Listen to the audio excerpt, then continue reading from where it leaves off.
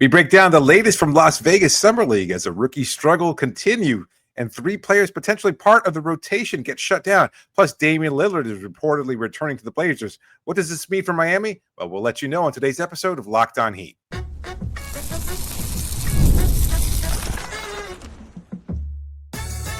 You are Locked On Heat, your daily Miami Heat podcast, part of the Locked On Podcast Network, your team every day.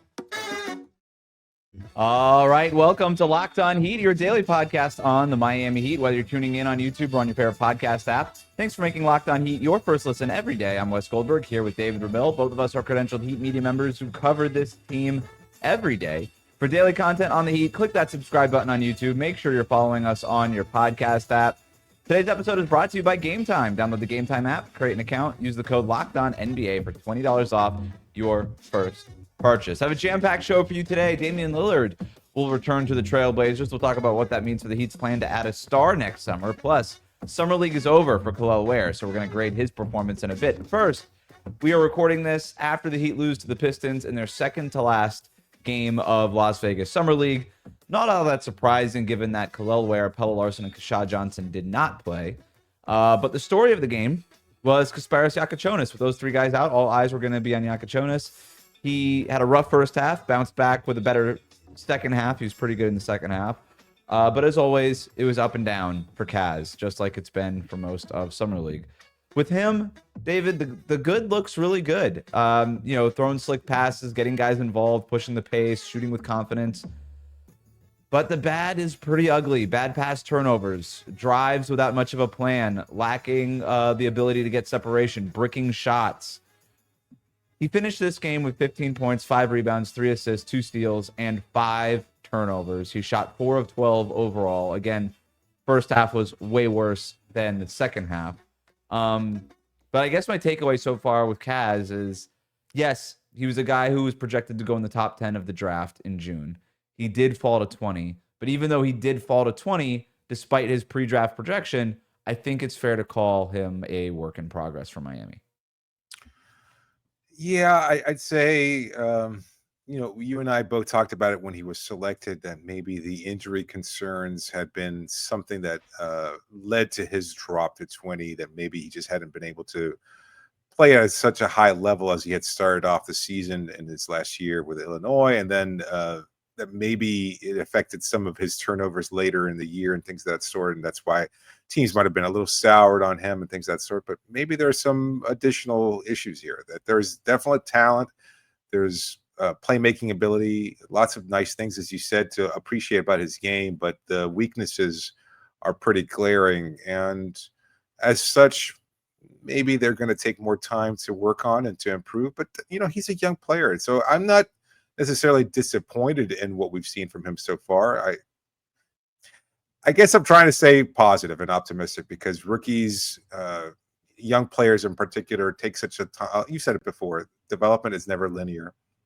And so you never really know what to expect from a young player. Maybe somebody like him, you'd hope that he could come in right away. But there are players that are quote unquote more talented that have struggled to find their footing at the NBA level. And Jakucionis is just one of another long line of players that takes time or has to develop in their own path. But you know what? It's probably been a bit of a whirlwind from the time he was drafted to the time he was playing at the California Classic and then on to Vegas and everything else like that. So I'm curious to see what happens over the next couple of months in between once he's shut down in Vegas and then continues to develop onto training camp, because that's really his opportunity to gain his footing, kind of understand things a little bit more. Like he's 2 weeks removed from the draft at this point, really. Yeah. It's his life has been a complete upheaval. And I know you should say, oh, well, you get used to it, or this is his life now. But it's like, it's not that simple. 1 minute you're rushing to fly into Miami to meet reporters and meet the front office. I'm not sure how much that has to do with it, because like you said, it's the same issues that were plaguing him at Illinois that are plaguing him now. And perhaps. Look, he's a rookie. I'm not trying to be optimistic or pessimistic. I'm being realistic. And I think expectations for Kaz were so high, given the excitement of when this guy who was projected to be a top 10 pick fell to 20. But not all top 10 picks are ready to play right away either. There's plenty of top 10 picks in this draft.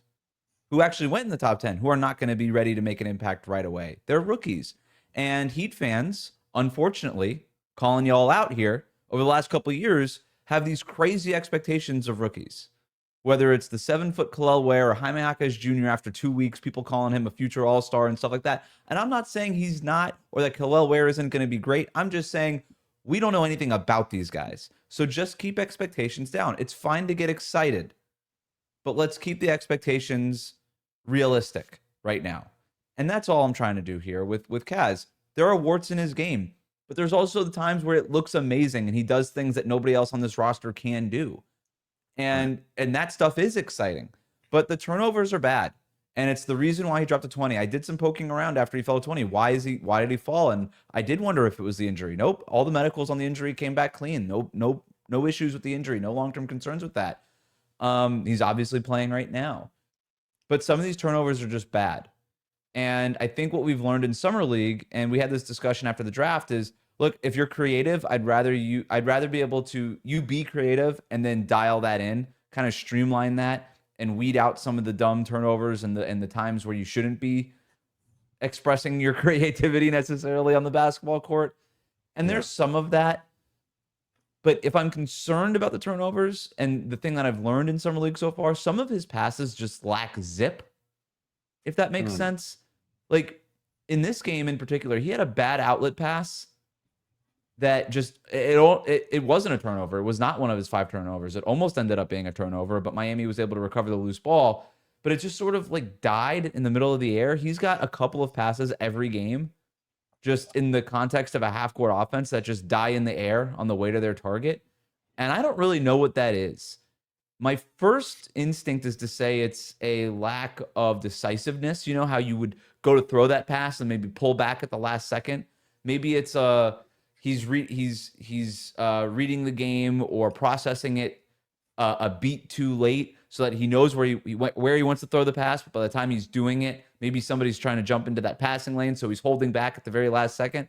That's what I think it is. It's just a lack of decisiveness for whatever reason.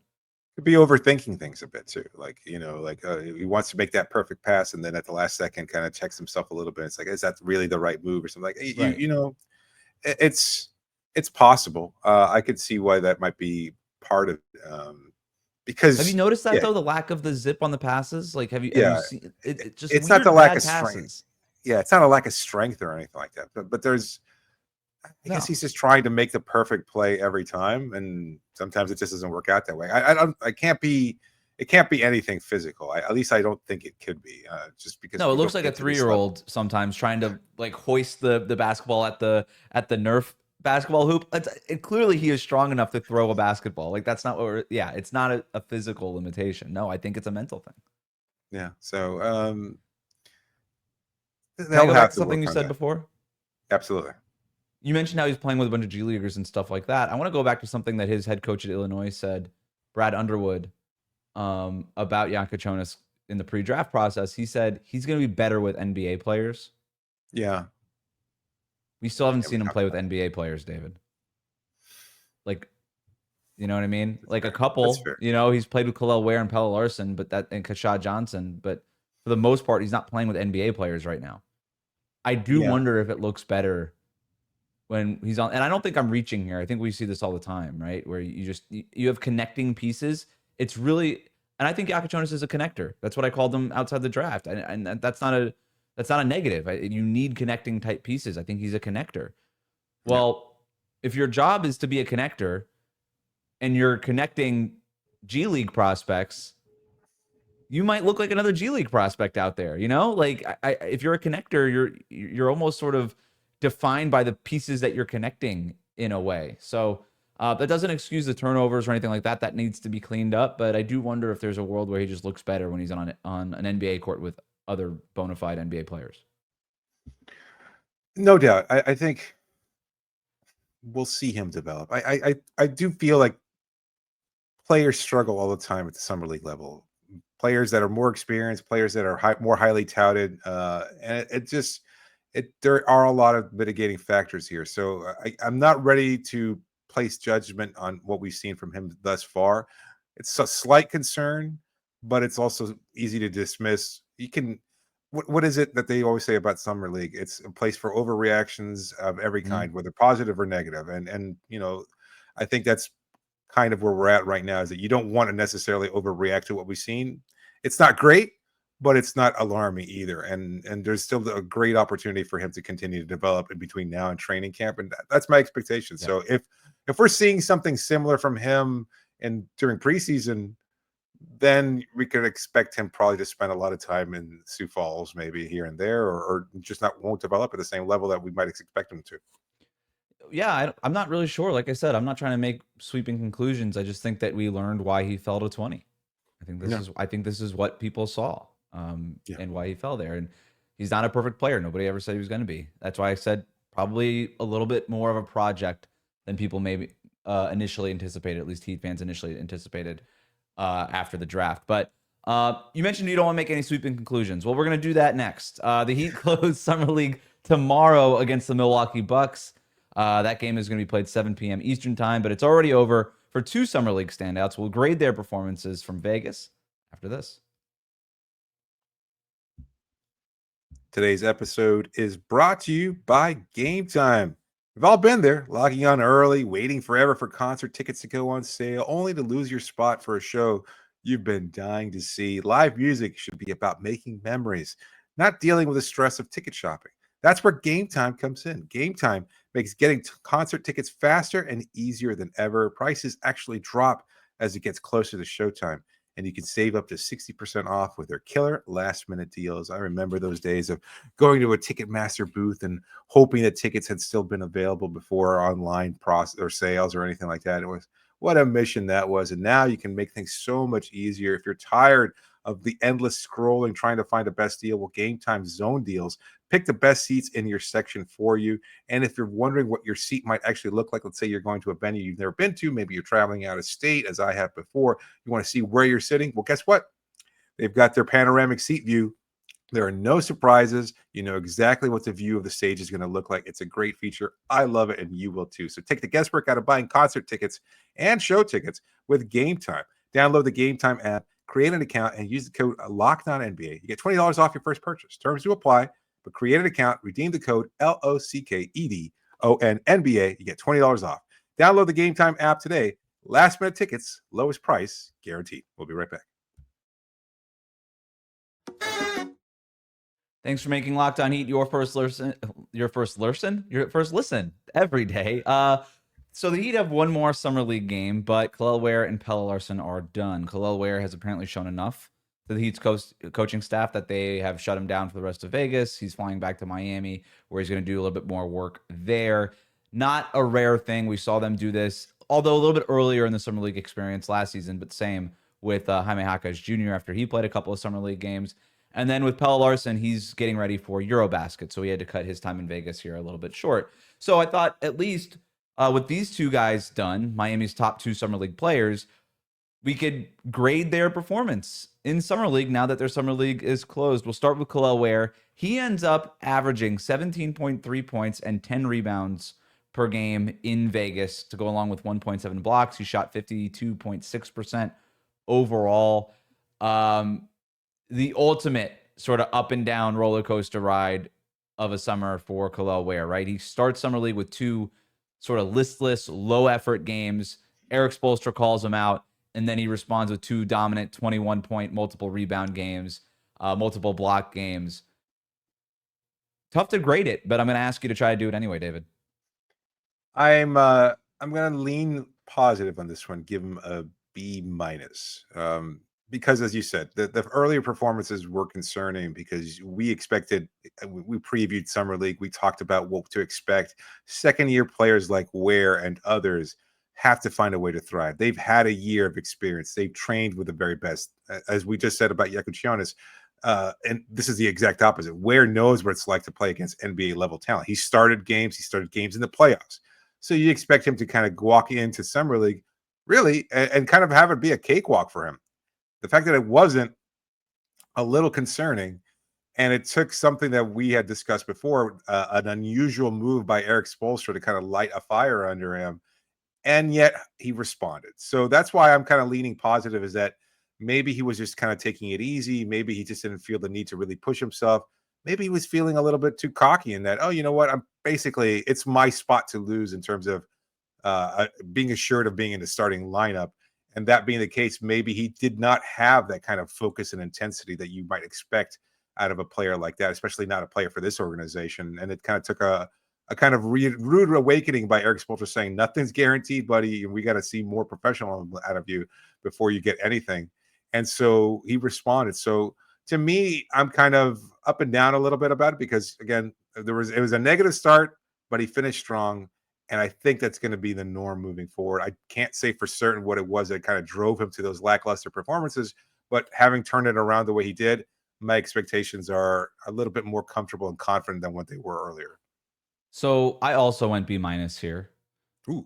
I actually thought I was being negative by giving him a B-. So it's funny that you thought you were being positive. I think most Heat fans have the taste of the good stuff still in their mouth, right? Because these are the last 2 games, so they might want to go higher. And like the guy averaged 17 and 10 on 53% shooting in Summer League with almost 2 blocks per game. Those are great numbers, But so I thought I was kind of going lower, but I'm docking him because it took Eric Spoelstra doing something he never does to coax that out of him, right? And I don't love that, right? You'd wish that he would just do that. Right. And similar to with Jakucionis that we were talking about in the first segment, it's not positive. I'm not trying to be positive. I'm not trying to be negative. Just trying to be real. And with the Jakucionis Summer League experience, it might have solidified some of the things that people thought about Jakucionis' game in the draft. I think those things were solidified in Summer League. Ditto for Kel'el Ware. A thing that was an issue that kept popping up in the pre-draft stuff for Kel'el, and I know he's already been in the league for a year, but one of the things that kept popping up was waxing and waning effort, not really sure if he's got the motor, all that stuff. And we saw that in a big way, not only in these 2 Summer League games. Don't take our word for it. Take Eric Spoelstra's word for it, right? If Spo just thought it was 2 bad games, he would not have done what he did. And if it was just those 2 games, Eric Spoelstra also would not have done what he did. This had clearly been a concern for Eric Spoelstra for a while. And who knows how long it was, but it's probably something he saw during Ware's rookie year behind the scenes. I think that's fair to say. So, yeah, you'd wish it wouldn't take that coaxing to get out of him. But, man, when he's doing it, he's averaging 17, 10, and almost 2 blocks per game. So he's still pretty damn good when it's working for him. So I'm going to give him the B-. Let's go to Pelle Larsson there. Final stats for Pelle.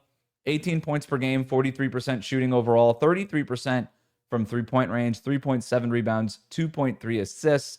What are you going to grade Pelle Larsson's Vegas Summer League? Still a work in progress, but you gotta love the effort, you gotta love the intensity, always active, always making a difference. It seemed like that. I think it's pretty clear who's Miami's best player. I'd have to give him an A-, not an A because the shooting is still a little suspect, although he did have some nice games sandwiched in his overall performances there. But I'd give him the A-, considering that there's still a weakness there that he needs to address and continue to develop. But everything else about his game seemed like such a positive at this level. Again, given the context of being Summer League, you can appreciate his manic effort and intensity because you know that's always going to be the case. You talked about it and on Monday when we were discussing what you had seen up close and personal and covering Vegas Summer League. Like you see that effort, it's obvious and something that everybody can see, and yet he needs to be able to harness it a little bit more effectively. But he did a pretty good job overall, hence the A-. I'm going B here. Ooh, really? Yeah, A- seems high. I mean, I don't think he went out there and dominated. No. Was that what you expect of a second round draft? No, but it's what I expect if you're getting an A. Okay. It's an A-. Okay, fair enough. I gave him a B. And I think this kind of says the thing about Kel'el Ware and Pelle Larsson. Larsson is all hustle and not a whole lot of talent. And all of this is obviously very relative. It's a lot of hustle and not a whole lot of talent. And with Ware, it's just off the charts talent and up and down hustle. And I kind of give them both the same grade. Like I said, I'm docking Ware. I'm getting him the B- because I just don't like that Eric Spoelstra had to call him out. But you look at their averages, they're very close. And with Larsson, the thing that I love the effort. I love watching that guy play. He's the exact kind of guy that Spo talks about. Make me watch you, then make me play you. I did not have answered in Vegas, and I don't know that I was supposed to, but it didn't happen. What's this going to be? Like, what is this going to be for Pelle Larsson? 33% three-point shooting. It's got to be better. The scoring goes up and down with him. Sure. I defensively, it's up and down with him. The fouling is still a problem. The turnovers for him are also a problem. I'm still just not sure what it is at a high level in the NBA yet. And I say that loving watching Pelle Larsson play, talking with Pelle Larsson. I spoke with him a couple of different times during Vegas. Like, I got nothing bad to say about this guy. I'm just saying, like, he didn't dominate Summer League, so I can't give him an A or even an A- to your point. But, all right, I'm going to dock it. You've convinced me, because you're right. I tend to reward hustle over everything, but ultimately production does count, and the production is still a little questionable at times. So you know what? I'll go B+. How about that? You're like my AP psychology teacher in high school. I failed like all the tests, and I still got an A in the class, or maybe I got a B in the class because he just liked how hard I tried. I like tried really hard on the essays. I've said this before. That is a teacher's favorite type of student. It's not a knock on you. It's a student that's not particularly not bright, not the brightest bulb in the bunch. But you know what? God darn it, do they try? It's like, you know, he wants it, man. He wants it. I've been heat culture forever.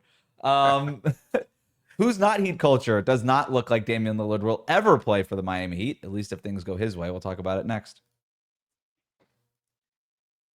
Today's episode is brought to you by Open Phone. If you're running a business, well, you know that every missed call is money left on the table. Think about the last time you had an urgent need. Maybe you were looking for a plumber or a service provider of some kind. Well, if that first person didn't answer, did you just wait? No, probably not. You moved on. And that's why you need Open Phone. Open Phone is the #1 business phone system built to streamline and scale your customer communications, all from an app on your phone or computer. Open Phone lets you manage business calls and texts from a single app. The shared inbox feature is a game changer. Your team can jump into any conversation instantly without missing a beat. And their AI agent handles after-hours calls, answers common questions, and captures leads so you never miss a customer. Open Phone is offering my listeners 20% off your first 6 months at openphone.com/LockedOnNBA. That's OPENPHONE.com/LockedOnNBA.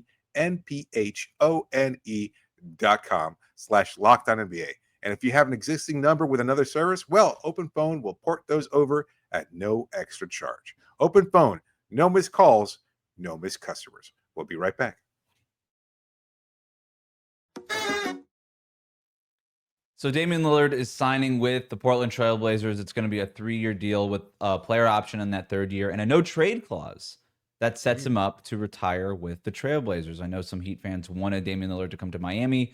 David, my first thought was honestly good for Dame, right? I immediately thought about Dwayne Wade returning to Miami after leaving Miami over a dispute with the front office. It wasn't exactly the same, but you know. But Damian Lillard had talked before leaving Portland the first time. He wanted to retire a Trailblazer. Obviously, the organization wanted to go in a different direction. Lillard goes to Milwaukee for a couple years, and now he gets to go back to a place where he's not going to play this season while he's rehabbing, but he obviously has people that he trusts in Portland to rehab with, whether they work for the team or they're just people in Portland that he knows. His family is still back in Portland. It's part of his legacy also to go back and be with the Trailblazers. And I think him retiring as a member of the Trailblazers is clearly very important for him. Hence the no trade clause here. Fun fact, Damian Lillard, now just the 2nd player in the league to have a no trade clause. The other one obviously is LeBron James. Bradley Beal doesn't have a no trade clause anymore because he bought out his contract. So, or the Suns bought it out rather. So yeah, my first thought was honestly good for Dame, but I understand if some Heat fans are disappointed here. I guess it's just I'm having a hard time kind of wrapping my mind around it, because I guess I was a little bit more disconnected from all of the different possibilities, and in my head I had supposed that he was probably leaning towards a contender, or at least a situation that was one he had won before.